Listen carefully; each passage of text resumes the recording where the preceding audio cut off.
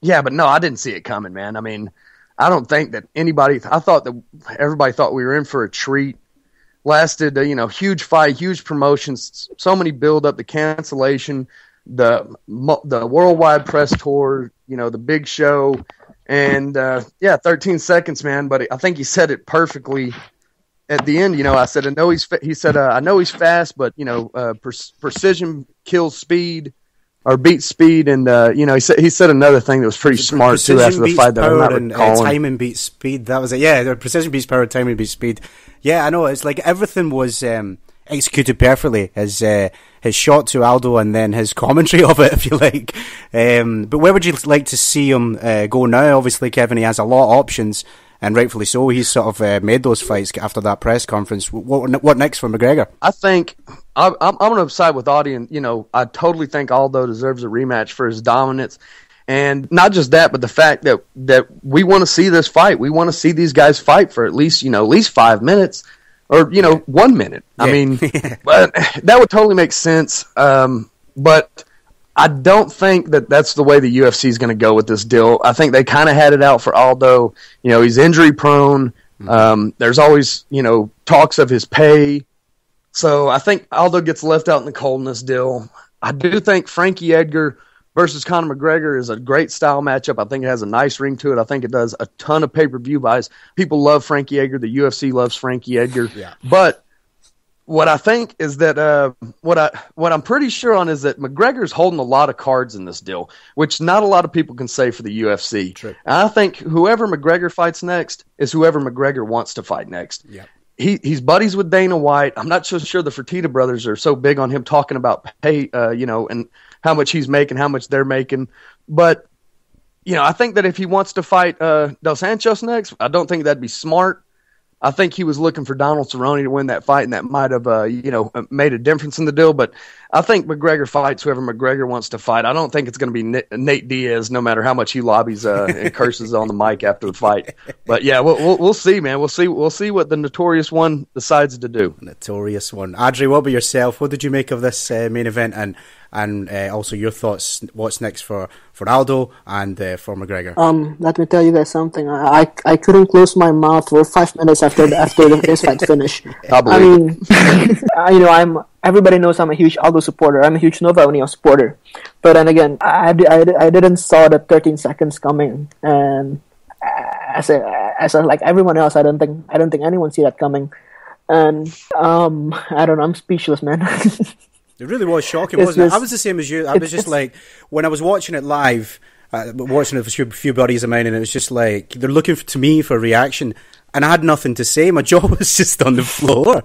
It really was shocking. Absolutely right. Shocking's the word for that, yeah. Guys, the fight was shown early morning here. Our time is early morning here in Indonesia. Yeah. And I was having breakfast, and I almost threw my breakfast out. It was that shocking. But then again, I mean, Aldo is a good champion. Conor is a good fighter. I'm not a huge supporter of Conor. I'm almost at the point where I hate Conor before, but his words after the fights, that precision beats power thing, it's inspirational. I kind of not hate him too much now. Mm-hmm. And who he should fight next, I think it's no question he should fight Edgar. I mean, he fought Mendes to get the interim title. He beat Aldo for the title, but he hasn't proved himself in the division yet. I mean, who has he fought? Dennis Siver, Dustin Poirier, Max Holloway. That's it. I mean, if he beats Edgar, then he can go anywhere he wants to go. Lightweight, welterweight, heavyweight. I don't know, but he got to beat Edgar first. Edgar is one of the king of the featherweight division. Once he beats Edgar, then I can say that he really is the king of the featherweight division. Yeah, Edgar, and then sky's the limit, I guess. Gilberto, what about yourself? Your thoughts on the featherweight title fight, and also what next for McGregor and his options? I agreed a lot with Kevin's points. I was pretty disappointed about the length of the fight, the build up, and they've been promoting that fight like ever since McGregor beat Dustin Poirier like back in September of last year. Yeah. I was really expecting a war, but it was just so disappointing that it lasted 13 seconds. But like Kevin and Adri said, Connor's has the word. He's pretty much just waiting for everyone to call him out, and we saw that last night with Diaz and Dos Anjos. Everyone wants to fight him, and he's just getting really challenged a lot. And but I would like to see a rematch, but I don't think they're going to give him that. I think they're going to wait on who Conor McGregor wants, and I would also like to see him though fight Frankie Edgar. But yeah, that would be the fight. Just it would be really interesting. I also think it's interesting that like you mentioned, this fight's almost been built back to the Poirier fight, or sort of just post that, where he did the sort of tour in Brazil, if you like. But I just find it interesting that a lot of the fighters were, saying things like he talked away to the title and all this kind of stuff. Yet, going by last night's UFC Fox card, everyone's calling out Conor McGregor. It's went completely the other way. I think he's overall, despite what he's done in the cage, and particularly in this fight, which was nothing short of spectacular, outside the cage, he's probably one of the smartest businessmen. And he illustrated that certainly with that. I think it was at the Go Big press conference where he was calling everyone out up to welterweight and beyond. Awesome stuff from our panel so far today.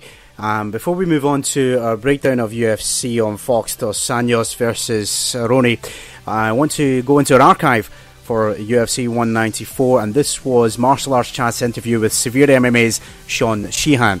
Now, I interviewed Sean prior to the McGregor-Aldo fight and asked him his predictions for that Saturday, and have a listen to what he had to say, particularly when it came to power and accuracy of McGregor's punches. And I think power is going to be huge in this fight against Jose Aldo. I think accuracy is going to be huge. I think output is going to be huge. And I think McGregor has the ability with his kicking game, with his physical advantages, with the height, the reach, and just the way he fights. I think he needs to get Aldo out of his stand-up, Muay Thai, straight, stand in front of you, leg kick you game. Push him back, take the leg kicks away from him, take the blitzes away from him, and make it a fight where he lands more shots than Aldo lands. He's going to get hit by Aldo without a shadow of a doubt, because Aldo will blitz forward to try to push him back. Mm-hmm. There will be counters from Conor McGregor. There will be straight shots from Aldo that land.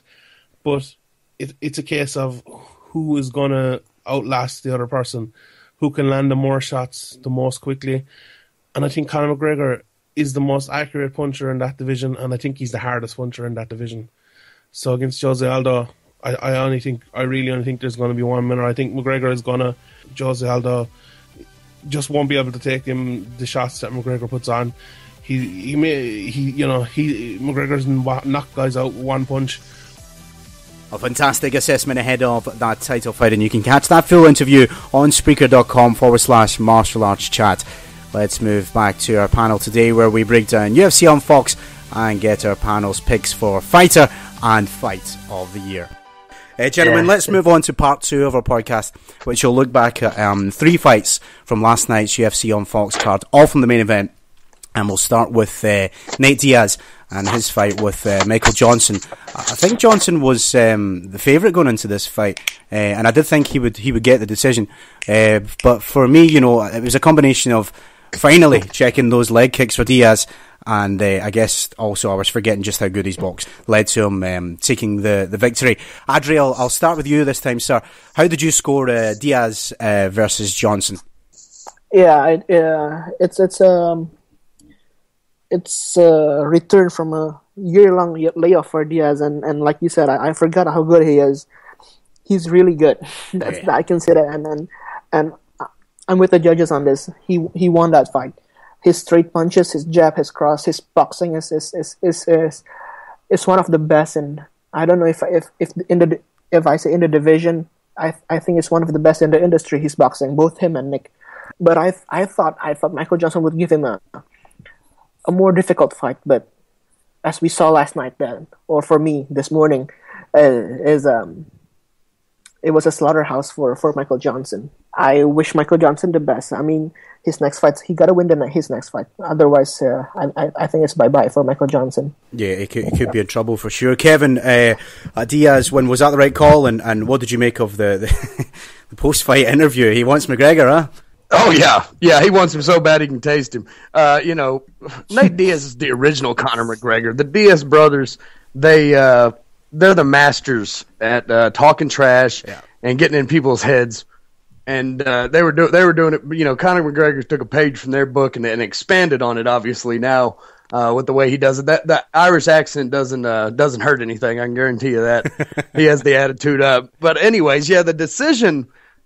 I actually scored I scored the fight round by round. I actually scored the first round even. I thought that Johnson, he touched him up a little bit at the first. Through the middle, he was really working the leg kicks.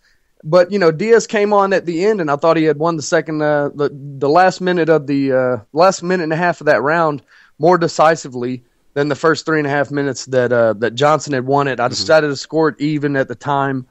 Gave the next 2 rounds to Diaz. This is the thing that people forget about Diaz.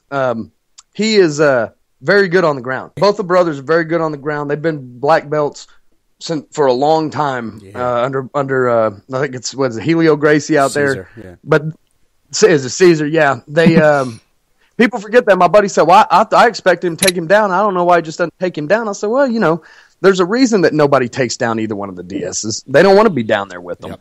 So you have to stand with them."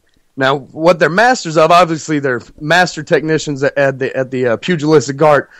And so, when you see a real pure boxer in there with these guys, I mean, it's not a kickboxer. They're going to cause you problems. And if you have to stand there with them, what you don't want to do is end up playing their game. And that's exactly what Michael Johnson was tricked into doing. His corner was telling him in between the second and in the 2 breaks in between the round, do not play with him. Do not play his game. Mm-hmm. Don't do it. And, he chose to abandon the leg kicks, which were getting checked, and he ended up falling right into Diaz's game plan. And I actually forgot the second part of your question, John. I was saying that he wanted, it was his post-fight interview, calling out McGregor. And one more thing, I would disagree with Audie. I don't think Michael Johnson is going anywhere, even if he loses his next fight. The guy's been on a really good run. He got a bad decision over Benel Dariush in his last fight. That's right, split decision, and, and the UFC has a way of just thinking of those L's as W's when they think you won the fight, and which they should. And I don't think Johnson's going anywhere. He's been on a tear. He's going to give anybody in that anybody in that division problems. He just needs work on that marketability that Diaz got him beat on by far. Yeah, absolutely. Gilberto, what about yourself? Your thoughts on Diaz versus Johnson and what next for Nate? Where would you like to see him if he doesn't get McGregor? It was really great boxing. His boxing coach, Richard Perez, did a great job. It's also checking the leg kicks. It was a completely different Diaz that we saw from when he fought Rafael dos Anjos. What's it called?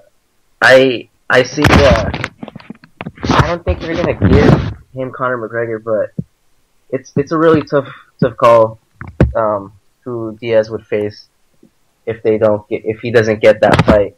At the post fight press conference, he was also calling out dos Anjos, saying that he wants to give him the rematch if he doesn't get it. He said he got too caught up in the moment with Conor McGregor that he forgot to call out dos Anjos in the post-fight speech, but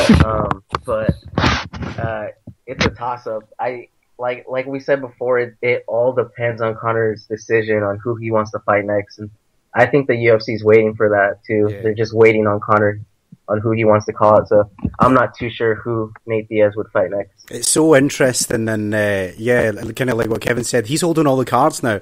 I don't think we've ever seen that. I don't think UFC's ever been in a position really where, I mean, fighters have had leverage, sure, but not to this degree. Not this jumping up and down in weight classes, and the ball's just in McGregor's court. It's really, they're all, like you said, Gilberto, they're all just on waiting to see what he does. It's really interesting times for the UFC. Gentlemen, let's move on to the co-main event, which was the much long anticipated fight between Junior Dos Santos and Alistair Overeem. And God, this fight has been on and off for a few good years now, but we finally got it. It took a while to get going. That first round was really, it was a feeling out process. I know Junior Dos Santos at the time, he he questioned what was the eventual stoppage, but I've watched it back a few times now. I don't think you could question that stoppage. It was the right call in my opinion. Gilberto, I'll start with you. What did you make of JDS versus Overeem and that big left hand that dropped the former champ? This fight's also been brewing for about 2 years.